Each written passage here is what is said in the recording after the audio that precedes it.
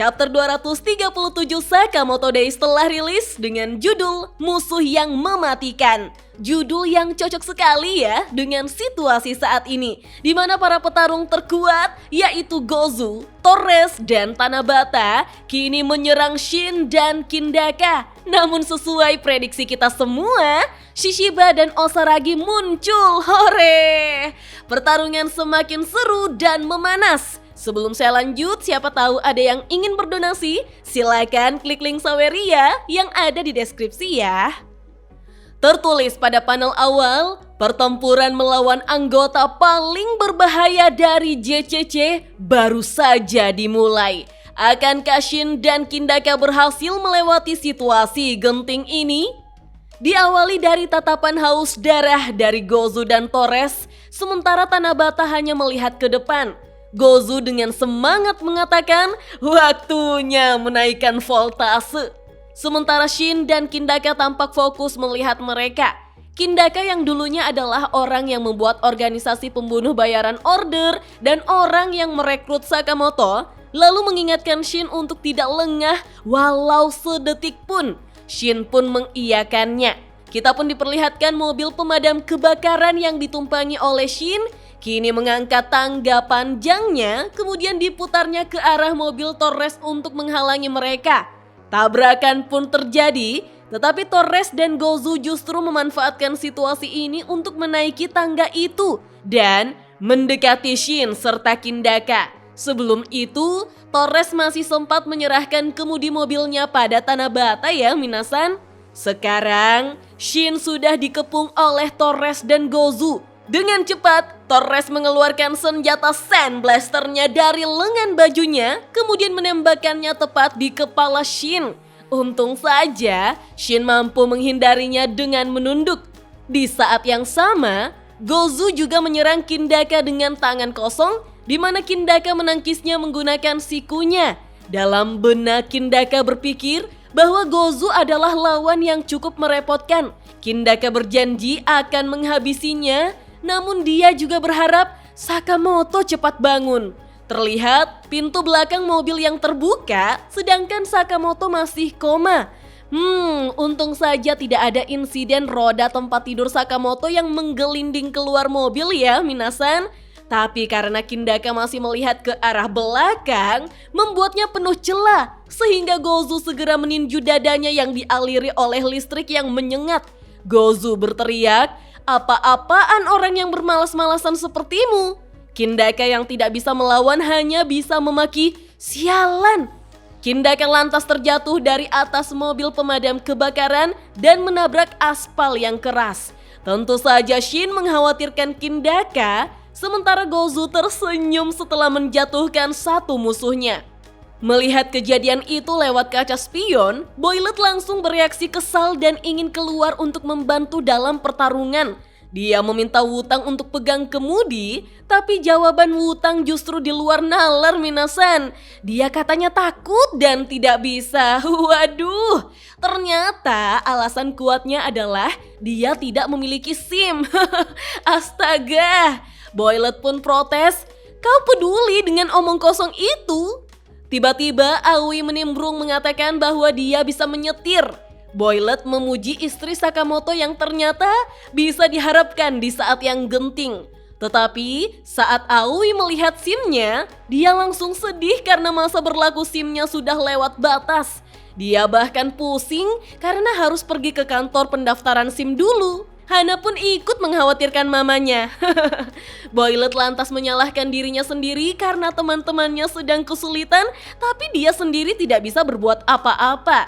Siapa sangka, semua orang dibuat terkejut oleh Atari yang mengatakan bahwa dia punya SIM. Waduh, kalau Aoi sebagai ibu rumah tangga wajar saja ya mematuhi aturan, tapi Wutang sebagai mafia, lucu juga. Kembali ke pertarungan, Shin yang sudah kesusahan saat menghadapi Torres, tapi sekarang Gozu sudah datang untuk ikut mengeroyoknya. Gerakan Shin sepenuhnya terhenti ketika Gozu mengatakan bahwa dia menganggap Shin sangat aneh. Kenapa dia rela sampai sejauh ini untuk melindungi Sakamoto? Shin justru heran, Apa itu pertanyaan yang seharusnya ditanyakan? Gozu pun mengintimidasi, tetapi Shin langsung memastikan, "Kau takut kalau Sakamoto bangun kan?" Gozu terdiam sejenak sebelum menjawab, "Tidak juga, lagi pula mereka sudah mengalahkannya sekali."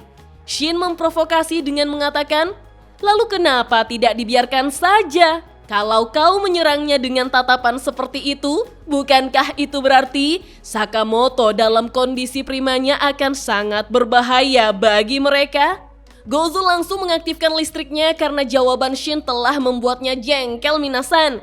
Dengan cepat dia bergerak untuk menyerang Shin, membuat Shin waspada. Namun siapa sangka ada Boilet yang sudah berada tepat di belakang Shin untuk meninju Gozu menggunakan tekniknya yang bernama Hard Boilet.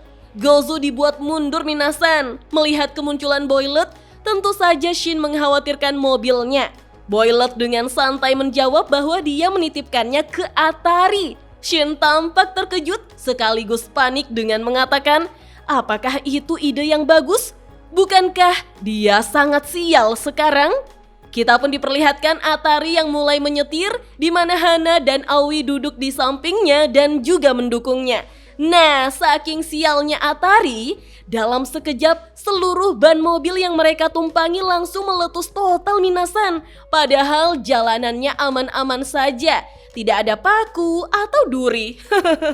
Wutang sampai frustasi melihat apa yang menimpa mereka. Ditambah lagi, sekarang mobil mereka terputar tanpa kendali. Pada akhirnya, mobil mereka menabrak pagar besi jalanan sampai terlempar dan terpelanting. Di dalam mobil, mereka semua berteriak panik.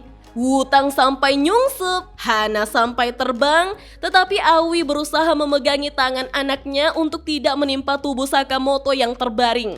Sementara itu, Tanabata yang mengendarai mobil sambil bersenandung justru kaget melihat Torres yang sudah masuk kembali ke mobilnya. Torres mengatakan, kelihatannya sekarang sudah lebih seru. Gozu yang ikut masuk ke dalam mobil mempertanyakan, "Kenapa kita mundur, Torres?" Dengan serius Torres mengatakan, mendekati wanita kecil itu tidak ada gunanya. Naluri judinya bilang begitu. Yah, ini bukan pertama kalinya bagi Torres yang melihat dengan kedua matanya sendiri betapa sialnya Atari ya, minasan. Di saat yang sama, mobil yang membawa Sakamoto sudah terbalik, membuat Atari sampai terlempar sambil membawa setir kemudi mobilnya. Hana dan Aoi sampai panik melihat Atari yang entah bagaimana justru sudah sampai di pangkuan Torres. Gozu tampak kebingungan melihat momen kocak ini, tapi Atari yang menangis atas kesialannya hanya bisa bertanya-tanya, apakah aku akan mati hari ini? Melihat gadis kecil yang menangis di hadapannya, membuat Gozu ikut bingung dan bertanya, kenapa? Tapi Torres segera meneriaki Gozu bodoh karena mengajak Atari berbicara. Cepat, bunuh saja dia. Gozu justru heran melihat reaksi Torres yang terburu-buru begitu. Namun Torres yang tampak takut mengatakan, kesialan akan datang padamu. Gozu kembali menanyakan, apa maksudmu? Kesialan seperti apa yang akan datang padaku? Torres hanya bisa menjawab, aku tidak tahu. Dan kita pun diperlihatkan Shishiba yang entah datang dari mana. Dia sudah terbang di atas Torres, lalu mendarat di mobil mereka sambil menyerang menggunakan palunya tepat di tangan Gozu.